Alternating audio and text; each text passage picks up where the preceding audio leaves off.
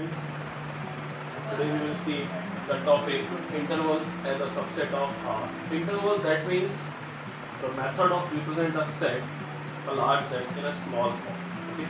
किसी एक बड़े से सेट को छोटे से रूप में रिप्रेजेंट करने का जो तरीका है वो है इंटरवल्स। तो बेसिकली हम लोग दो टाइप्स के इंटरवल्स को समझते हैं और इन दोनों के ही हेल्प से बाकी के टाइप्स के इंटरवल्स जनरेट किए जाते हैं। ओके, तो हमारा पहला जैसे इंटरवल दिया हुआ ओपन इंटरवल। ओपन इंटरवल को हम लोग बोलते हैं खुला अंतराल, इंग्लिश से कहेंगे ओपन इंटरवल को खुला अंतराल। ठीक है, तो यहाँ पे दो नंबर्स हैं, let a and B are the two real numbers. Then अब आपको ये नॉर्मल नोटेशन है ओपन इंटरवल का, दो नंबर्स लिखे ए कॉमा बी। अब इंटरवल्स को सेट में इस तरीके से रिप्रेजेंट करेंगे, ए कॉमा बी दिया हुआ है। तो ये जो लिखा हुआ तरीका है, आप यहाँ पर ध्यान देंगे सिंबल्स को, इनइक्वालिटी सिंबल ये और इनइक्वालिटी सिंबल ये। यहाँ पर सिर्फ इनइक्वालिटी है, इक्वालिटी का सिंबल नहीं है। ठीक है, तो A comma B X belongs to R, तो एक्स की value always A and B, the intermediate values of A and B is lies interval open interval. Okay, तो जो हमारा ए कॉमा बी है इसके बीच की वैल्यूज को लेंगे, ए और बी को काउंट नहीं करना। ठीक है, आप इस तरह से समझ सकते हैं।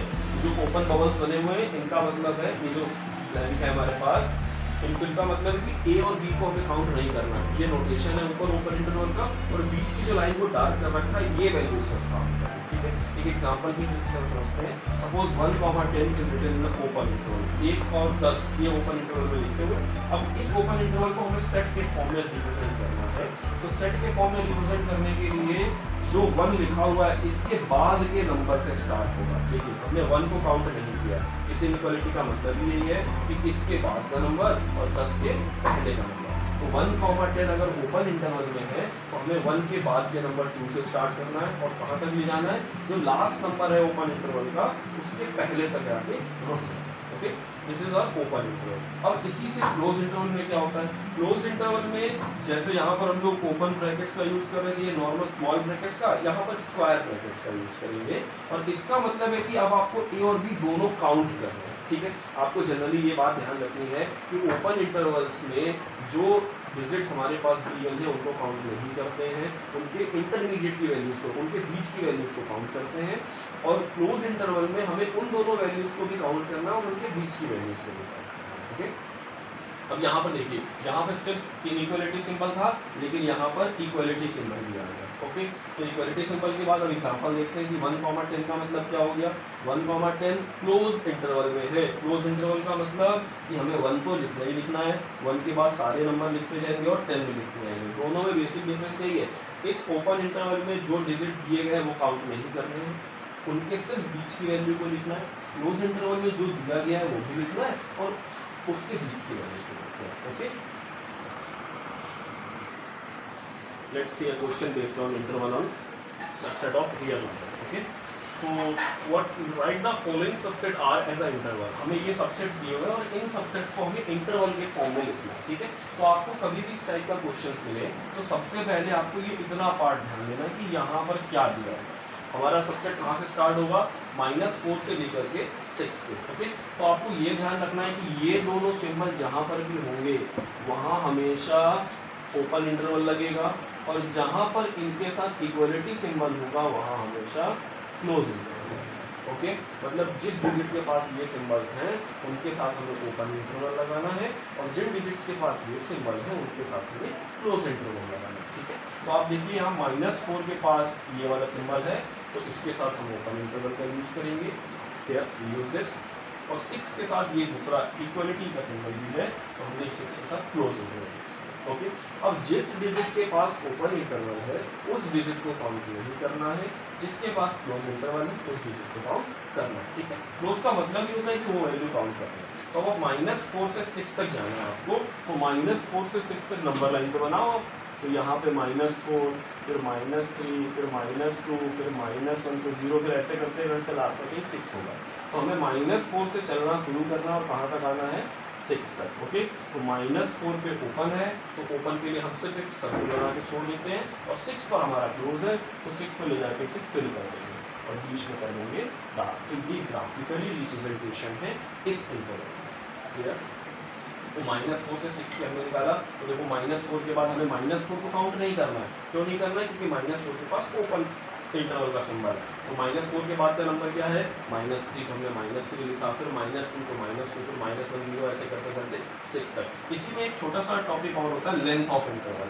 If the question is said that find the length of the interval, that means we have to solve b minus a. b is the last point of interval and end point of interval and a is the initial point of interval. तो b minus a का मतलब अब ये वाला जो number 4 है आपका, ये a हो गया और जो 6 है वो b हो गया। तो b minus a that means 6 minus -4 that is 10। Okay, अब हम लोग इन दोनों क्वेश्चंस को ऐसे सॉल्व करेंगे। तो देखिए x, ये -12 के पास कौन सा सिंबल है?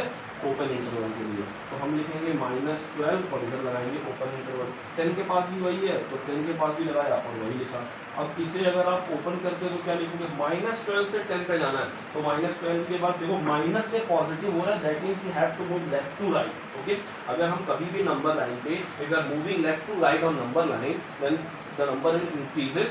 अगर हम लोग राइट टू लेफ्ट आएंगे तो नंबर डिक्रीज करने लगेंगे। तो हमें -12 से 10 पे जाना, that means we have to increase, तो we will move on the right side of the number line. Okay, -12, तो -12 के बाद आएगा -11, फिर आएगा -10, फिर आएगा -8, करते करते बीच में 0 आएगा और फिर लास्ट में आएगा 10। तो हमें 10 नहीं लेना, क्यों नहीं लेना 10? क्योंकि 10 पर भी ओपन इंटरवल है, तो हम कहाँ पर जाकर के रुक जाएंगे? 9 पर। ओके, अब इसी का अगर रिप्रेजेंटेशन बनाना हो तो यहाँ पे लिखेंगे -12, यहाँ पे लिखेंगे 10, ये सर्किल और ये सर्किल, दोनों सर्किल बना के छोड़ देंगे, इनको फिल नहीं करेंगे। क्यों? क्योंकि दोनों पर ओपन इंटरवल है और बीच वाली लाइन को कर देना है डार्क। ये हो गया ग्राफिकली रिप्रेजेंटेशन। लास्ट, अब इसका अगर लेंथ निकालना हो तो length of interval,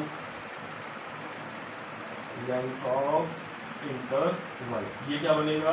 length of interval में 10 माइनस 12 दैट इज 20।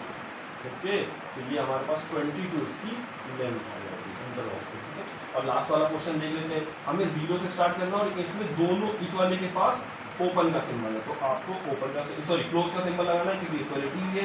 और 7, तो बस यहाँ लिखेंगे 7 और ओपन। और इसे अगर आप ओपन करना चाहो तो 0 1 2 कहाँ तक? 6 तक। क्यों?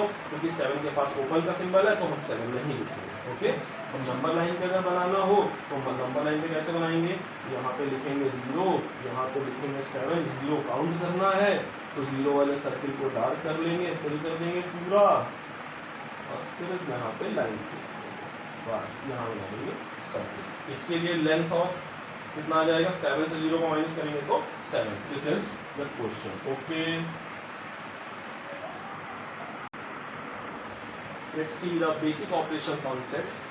Basic operations on sets, that means how can we merge or subtract or such type of operation on the sets. Okay, so these are such types of operations on set. That first is union. Union, that means as we all know that union is जमा करना एक तरीके से। तो if we take two sets A and B, so A and B, we take here two sets A and B, and we have to find the union of both the sets. We can find two or more than two sets, union of two sets. हम दो और दो से ज़्यादा sets का भी union ले सकते हैं। ओके, तो जब दो और दो से ज़्यादा सेट्स का हमें यूनियन लेना पड़ेगा, we have to find the A union B. तो first this is the symbol U, represent the union. Okay, capital U से हम रिप्रेजेंट करेंगे यूनियन ऑफ सेट्स को। तो यूनियन ऑफ सेट्स में we have to find A union B. First we write A, then use symbol of union U in the other set B. Okay, अब A union B का मतलब कि A और B दोनों के elements को उठा करके किसी एक सेट में रखना है। फिर से मेरी बात ध्यान से समझेंगे। यूनियन का मतलब क्या हुआ? जितने भी सेट्स का हमें यूनियन करना है, उन सभी सेट के एलिमेंट्स को एक एक बार किसी एक बड़े से सेट में लिख देना ही यूनियन है। ठीक है, अगर कोई भी एक सेट जो कोई भी एलिमेंट जो A में भी है और फिर वही B में भी रिपीट हो रहा है, तो हम A में से लिख सकते तो दोबारा नहीं लिखेंगे। मतलब हर एक एलिमेंट A का या B का या C का, अगर तीन सेट लेना तो तीनों सेट्स के लिए, तो जितने भी सेट्स का हमें यूनियन करना है उन सभी सेट्स के एक एक एलिमेंट को एक एक बार ही लिखना है एक बड़े से सेट। ठीक है, देखिए एग्जांपल कैसे। तो A और B में देखो कॉमन एलिमेंट्स क्या है? C और D। तो हमने C और D को सिर्फ एक ही बार लिखा हुआ, पहले A B लिख दिया, A के पूरे एलिमेंट लिख लिए। अब जब आप B के एलिमेंट लिखो तो देखो क्या कुछ कॉमन है, अगर है तो उसे दोबारा नहीं लिखना, फिर जो कॉमन नहीं उसे लिखना। अगर हम एक एलिमेंट और एक सेट और लेते C ले लेते तो C को भी C के आगे लिखते चले। ठीक है, तो ये होता है यूनियन। इंटरसेक्शन में क्या होता है, ए इंटरसेक्शन बी का मतलब only common element of A and B, जो ए और बी दोनों में सिर्फ कॉमन है वही लिखेंगे। और ये ध्यान रखेंगे इंटरसेक्शन अगर दो से ज्यादा के कर रहे हो, सपोज आप A intersection B intersection C, तीन सेट का इंटरसेक्शन कर रहे हैं, तो जब तक तीनों में कुछ कॉमन नहीं होगा तब तक नहीं लिखा जाएगा। अब जैसे सपोज ए और बी में कुछ कॉमन मिल रहा है लेकिन ए और बी में जो कॉमन है वो सी में नहीं है, तो इंटरसेक्शन तीनों सेट्स का फाई लिखेंगे। ओके, तो यहाँ पर हमने सिर्फ दो सेट को लिया है, A intersection B, that means A and B में जो कॉमन है सिर्फ वही लिखेंगे। तो आप कॉमन पार्ट लेंगे, सी कॉमन है और बी कॉमन है, यहाँ भी सी कॉमन है यहाँ भी बी कॉमन है, तो हमने क्या लिख दिया सी कॉमन, बिकॉज ये बाकी जो बच रहा है वो छोड़ दो, सही डोंट मैटर। ओके, अब ए इंटरसेक्शन बी अगर फाई आता है, मतलब अगर ए और बी दो हमने ऐसे सेट हुए जिसमें कुछ भी कॉमन नहीं है, तो हम कहेंगे कि A and B are two disjoint set. Okay, तो ये डिसजॉइंट सेट की डेफिनेशन 1 मार्क्स में पूछी जाती है कि what is disjoint set. Then we will write that if the the intersection of two sets is phi. If the intersection of two sets is phi, then both the sets are said to be disjoint set. Okay, disjoint का मतलब कि वो दोनों set आपस में connected नहीं है। Okay, disjoint का मतलब both the sets are not connected to each other. Okay, subtraction of two sets का मतलब अब एक सेट से दूसरे सेट, अब subtraction से दो ही सेट हमेशा ध्यान। तो a माइनस बी में क्या करेंगे, सब्सट्रैक्शन में हम पहले और दूसरे सेट में देखेंगे क्या कॉमन है, जो कॉमन है उसे छोड़ देना है, उसके बाद जो भी पहले सेट में एलिमेंट बचेंगे सिर्फ वही लिखेंगे, दूसरे सेट के एलिमेंट से हमें कोई मतलब नहीं। ओके, एक बार फिर से समझ लीजिए, जब हम दो सेट्स का डिफरेंस लेते हैं, जब हम दो सेट्स को सब्ट्रैक्ट करते हैं एक से दूसरे को, तो पहले और दूसरे सेट में जो कॉमन होता है उसे छोड़ देते हैं, फिर पहले सेट में जो एलिमेंट होते हैं सिर्फ वही लिखे जाते हैं, दूसरे सेट के एलिमेंट से हमें कोई मतलब। ओके, देखिए अब a माइनस बी कर रहे हैं, तो a और b में कॉमन क्या है, c और d, ये कॉमन है हमारे पास, तो हमने इन दोनों को छोड़ दिया, बचा क्या पहले सेट में a कॉमा b, तो a comma b sir answer. Okay, लेकिन जब हम b माइनस a निकाल रहे हैं तो अभी भी तो कॉमन c और d है, तो c और d को छोड़ दिया गया, अब क्या बचा पहले सेट में 1 2 3, तो हमारा आंसर हो गया 1 2 3। ओके।